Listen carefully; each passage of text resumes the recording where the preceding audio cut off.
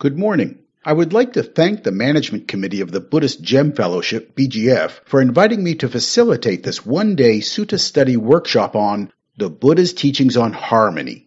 Now, though I have a passion for the Abhidhamma, that's Buddhist philosophy, I will not be referencing it much during this workshop.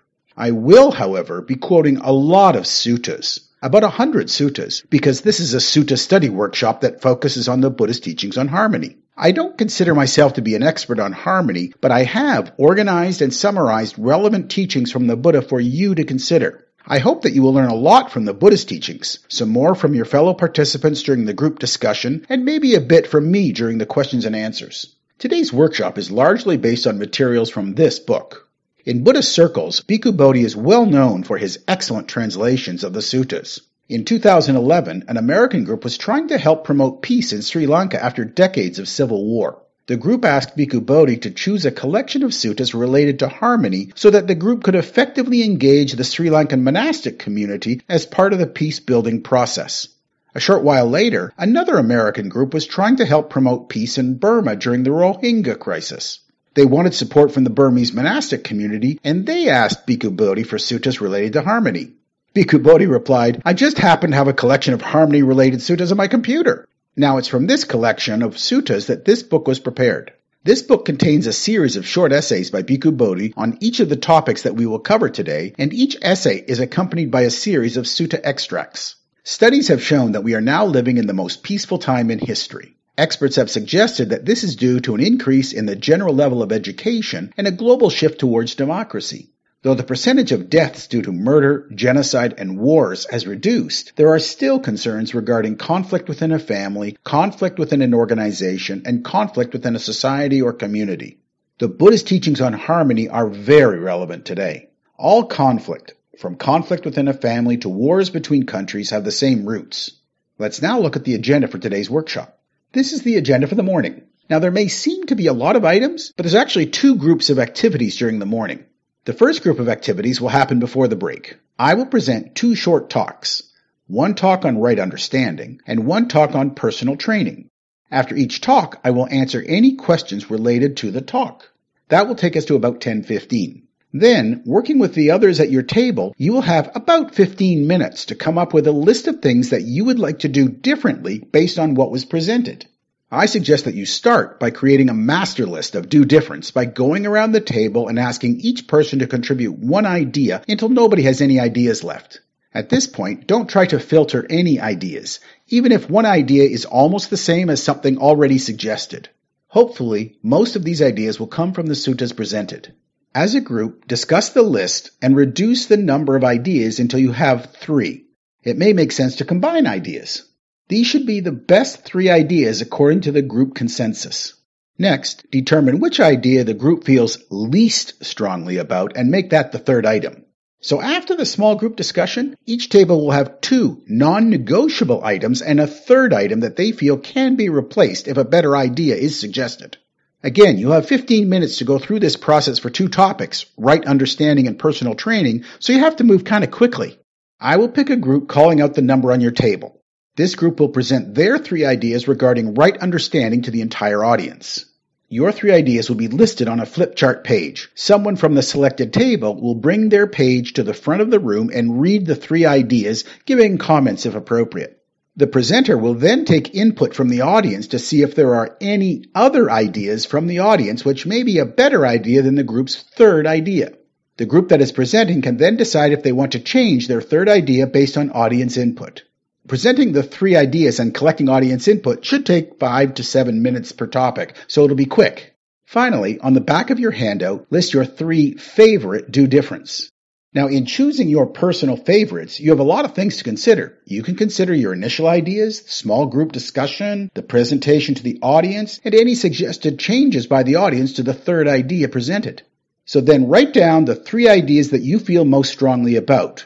If you can't come up with 3 ideas, no problem in selecting only 1 or 2, but no more than 3.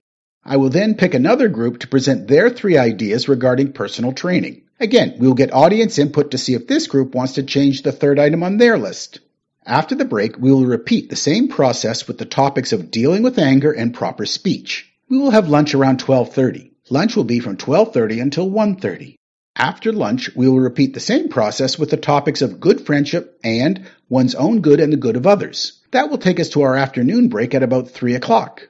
After the break, we will repeat the same process with the topics of community and settling disputes. At about 4:45, I'll give a short conclusion, and then we will organize a group photo. By the end of the day, you'll have a list of due difference on the last page of your handout. I suggest that tomorrow you start with a few changes, perhaps not the most challenging on the list. Maybe you can start with the easiest changes with the biggest potential results. Alright, we've covered the agenda. Now let me set some expectations for today.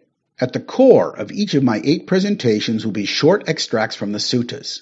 These suttas contain the message of the Buddha. Now you've not come here to listen to my ideas. What is important is the teachings of the Buddha. The Buddha is our teacher. I'm merely repackaging and facilitating the teachings of the Buddha. I will present short extracts from the suttas. Bhikkhu Bodhi's book contains longer extracts from many of the same suttas. Now, if you're interested in reading the complete suttas, they're available online, and the handouts will give the Nikaya and the sutta number to help you find it. Though Bhikkhu Bodhi and I are of the Theravada school, these suttas, these teachings of the Buddha, are common to all schools of Buddhism. Though different schools may have different practices, they all share the same core set of suttas from the Buddha. We are very fortunate that almost all of the Buddha suttas are available online for free viewing. The Access to Insight website has more than 1,000 suttas. I like this site because it has a number of useful indexes which list suttas according to sutta name, subject, proper name, or simile. These indexes make it easy to find a sutta. The Sutta Central website has the largest collection of suttas on the internet, but you have to know the Nikaya and the sutta number to find a sutta. Sutta Central has translations of suttas in many languages, so if you are more comfortable reading a sutta in Chinese, you may be able to find it here. Sutta Central also lists Mahayana and Vajrayana parallels to the Pali suttas, but most of these are in the Chinese or Tibetan language. It is important to understand the context of a sutta. Some suttas were delivered to monks. Most of the suttas delivered to monks focus on things connected with the holy life and things leading to enlightenment. Let me share with you a sutta delivered to a monk in which the Buddha defined the purpose of the teachings for monastics. A monk had approached the Buddha with a list of philosophical questions such as, is the universe eternal or not eternal? Is the universe finite or infinite? Here is the Buddha's response to these philosophical questions. It's just as if a man were wounded with an arrow smeared with poison. His friends provide him with a surgeon, and the man says, I won't have this arrow removed until I know more about the man who wounded me. His given and clan name, his home village, town, or city, if the bow was a long bow or a crossbow, if the bowstring was fiber, bamboo threads, or sinew, the man would die, and those things would still remain unknown to him. In other words, the Buddha was saying to this monk, don't waste your time on things that are not important. There are extremely urgent things that require immediate attention. Don't get distracted. You should remember what is undeclared by me is undeclared, and what is declared by me is declared. And what is undeclared by me? These philosophical questions are undeclared by me. And why are they undeclared by me? Because they are not connected with the goal. They are not fundamental to the holy life. They do not lead to enlightenment. That's why they're undeclared by me. In other words, the Buddha was saying to this monk, the urgent things that you should focus on are things connected to the holy life and things leading to enlightenment. Fortunately for us, the Buddha also delivered many suttas to lay people. Most of the suttas delivered to lay people focus on happiness to be experienced in this present life and the way to a fortunate rebirth. These were often the concerns of lay people.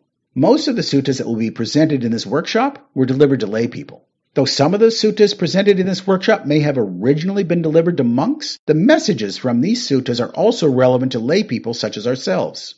Now I'd like to mention one more book by Bhikkhu Bodhi. This book, In the Buddha's Words, is an excellent introduction to Buddhism. This book contains a series of short essays by Bhikkhu Bodhi on a set of topics that introduce the Buddha's teachings. There are many sutta extracts supporting each topic. These suttas again were selected by Bhikkhu Bodhi. This book has been described as a landmark collection, the definitive introduction to the Buddha's teachings in his own words. I highly recommend this book. I have given it as a gift to both of my sons. At the end of the workshop, you will take away a list of due difference, developed by you based on the Buddha's suttas and discussions during the workshop. Now, how many workshops have you attended that ended up having zero impact on your life? Well, I hope that this workshop will be different. Nothing will change unless you change. This is a very important point. Too often, people think, oh, things will be better when somebody else changes or when the situation changes. This is the wrong way of thinking. To stress this point, I'm going to play for you a short clip from a Michael Jackson song. I'm starting with the man in the mirror. I'm asking him to change his ways. And no message could have been any clearer.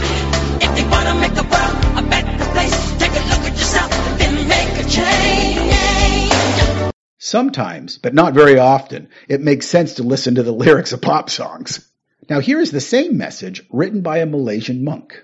People make up the world. If we change ourselves, we change the world. But how do we make this change?